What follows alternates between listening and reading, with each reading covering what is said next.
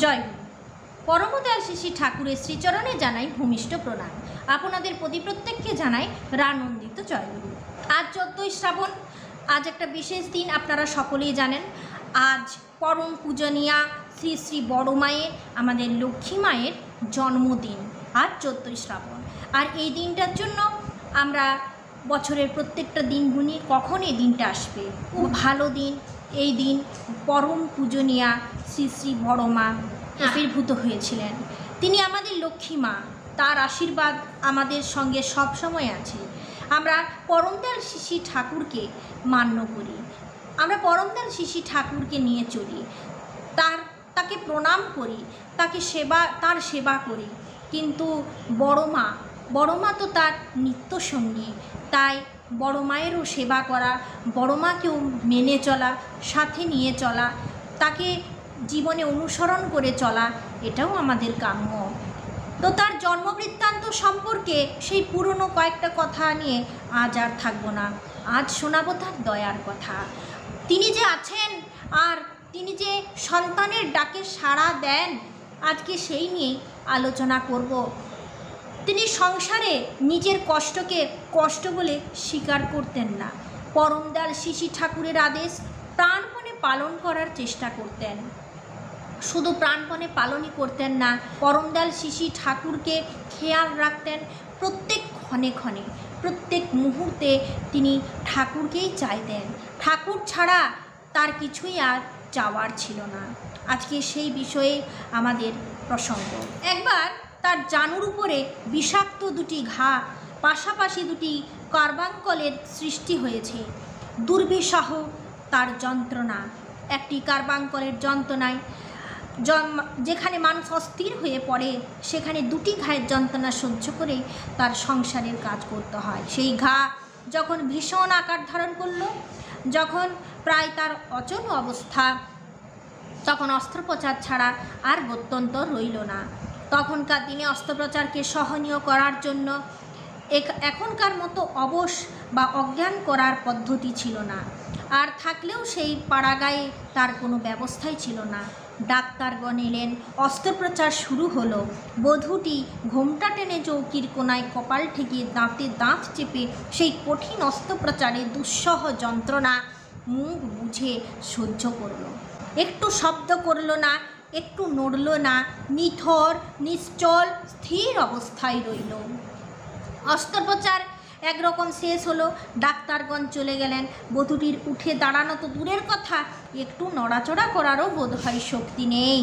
হঠাৎ শুনতে পেল স্বামী আবদার করে বলছেন, ডাক্তারবাবুরা এত যত্ন করে, এত কষ্ট করে তোমার অপারেশনটা করলো, তুমি আজ তাদের নিজে হাতে 4টি ঘি ভাত রান্না করে খাওয়াবে না? কি অদ্ভুত আবদার! সত্যি তো, আমাদের কোনো সমস্যা হলে তখন আমাদের স্বামীরা দেখে মনে করে যে সত্যি এ কী করে উঠবে, এ কী করে কাজ করবে, এর পক্ষে সংসারের কাজ করাটা কত কঠিন, কী করে সংসারের কাজ হবে। সেখানে দেখা যাচ্ছে আমাদের ঠাকুর সম্পূর্ণ উল্টো, মানে তার আশীর্বাদেই তিনি সুস্থ হবেন। তাকে আবদার করে বলছেন যে ডাক্তারবাবুরা এত কষ্ট করে তোমার এই অপারেশন সাকসেস করলো, তুমি তাদের 4টি ঘি ভাত খাওয়াবে না? মুহূর্তকাল পূর্বে যার দেহের উপর এমন একটা ভয়াবহ অস্ত্রোপচার করা হয়েছে, যার সুতীব্র যন্ত্রণায় মানুষকে দিশেহারা পাগল করে দেয়, সেই রোগিনীর কাছে এই সময়ে এমনতর একটা অকল্পনীয় প্রস্তাব কেমন করে করা সম্ভব? আর বলিহারি বটে সেই বধূটিও, কি উপাদান নিয়ে যে ভগবান একে পাঠিয়েছিলেন, কোনো অবস্থাতেই কি না বলতে জানে না। সত্যি সংসারের না কথাটা না খুবই খারাপ, না কথাটা কোনো দিন বলতে নেই।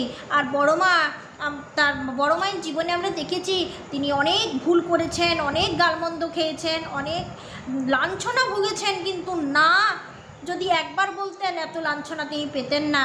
এই লাঞ্ছনাকে সহ্য করে তিনি না শব্দটাকে ভুলে গেছেন, যেটা আমরা বারবার অ্যাপ্লাই করি আমাদের সংসারে। মুখের ভাবে কিচ্ছু মাত্র বিকার নেই, একটু ক্ষুব্ধ হলো না, একটু দ্বিধা করলো না। স্বামীর আদেশ শোনার সঙ্গে সঙ্গেই অনেক কষ্টে, অনেক ক্লেশ সহ্য করে দেহটাকে ঘষ্টাতে ঘষ্টাতে কেমন করে যে একটা উঁচু দাওয়া থেকে নেমে এসে আরেকটা উঁচু দাওয়াতে নিজেকে টেনে হিঁচড়ে তুলে নিয়ে হেসেলের ভিতর ঢুকে গেল, সে কথা ভাবতেও বিস্ময় লাগে। অমানসিক বলে যে অসম্ভবকে সেদিন সম্ভব করেছিল তা জানিনি, কিন্তু কে এই বধূটি যে স্বামীর জন্য তার অদ্ভুত কঠিন সব খেয়াল চরিতার্থ করার জন্যে, তার নির্মম আদেশ প্রতিপালন করার জন্যে সর্বক্ষণ উন্মুখ হয়ে কাঙালের মতো তাকিয়ে থাকে। নিজের সুখ স্বস্তি আরাম বলে কি কিছুই তার থাকতে নেই? নিজেকে নিংড়ে রিক্ত করে নিজের বলতে যা কিছু সব বিসর্জন দিয়ে এমন করে কে স্বামীর পায়ে সম্পূর্ণ আত্মোৎসর্গ করতে পেরেছে? সত্যি সর্বজন পূজিতা অশেষ ঐশ্বর্যশালিনী পরমারাধ্যা দেবী প্রতিমা আমাদের বড় মা। পরমারাধ্যা দেবী প্রতিমা আমাদের বড় মা। সত্যি ঠাকুরের সেবা করেছিলেন আর ঠাকুরকে মানতে পেরেছেন বলেই আমাদের বড় মা, আমাদের লক্ষ্মী মা হতে পেরেছেন।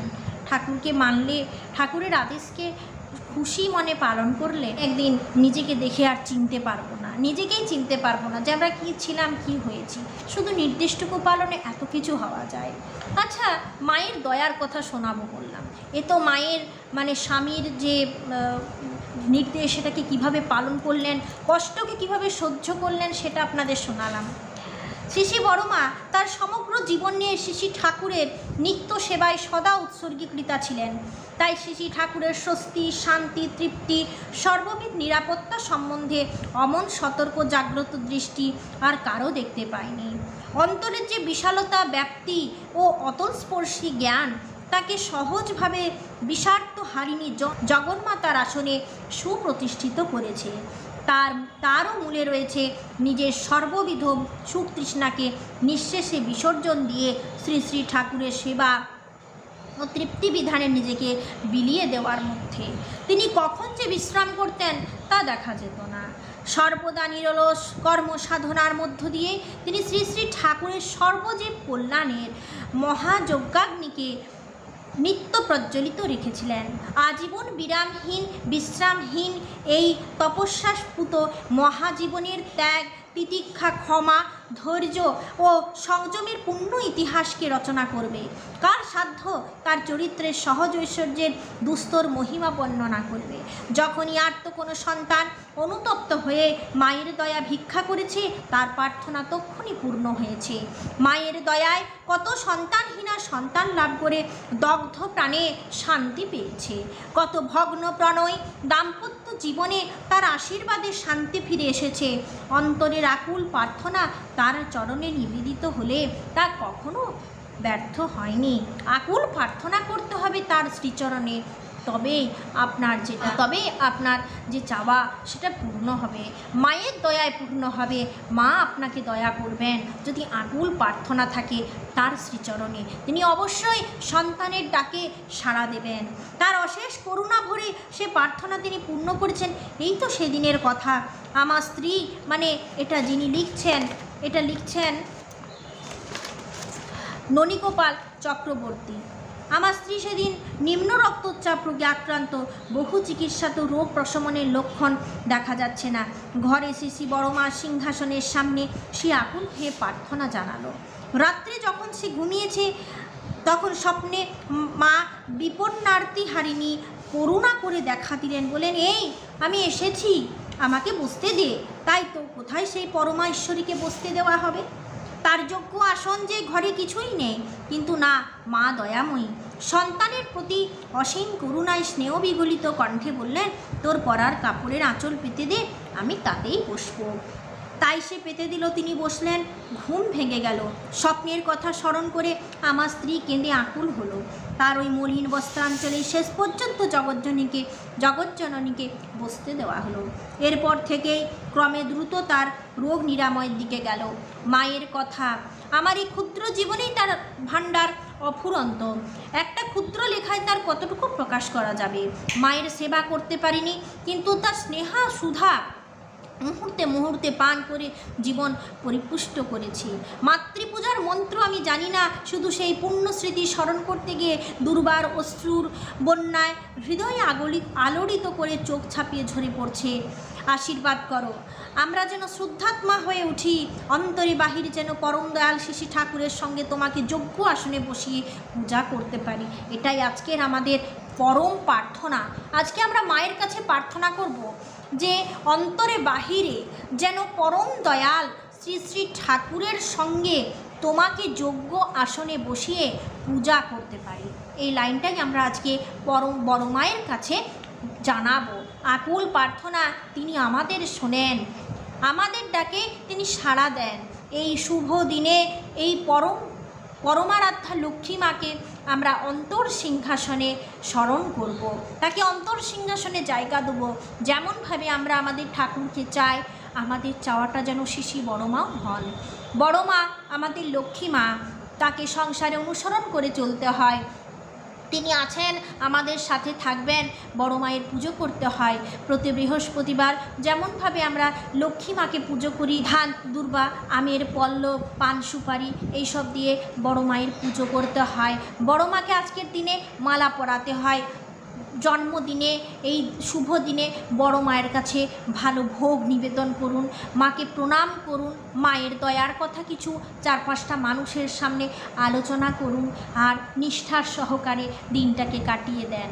ভালো থাকুন। মায়ের কাছে প্রার্থনা করি আপনাদের মঙ্গল হোক, মাকে যেন নিয়ে সংসারে চলতে পারি, দেশ দশ পারিপার্শ্বিকের মঙ্গল হোক। আজ এখানেই শেষ করছি। আপনারা সকলে সুস্থ থাকুন, ভালো থাকুন, মঙ্গলের অধিকারী হন। জয় গুরু।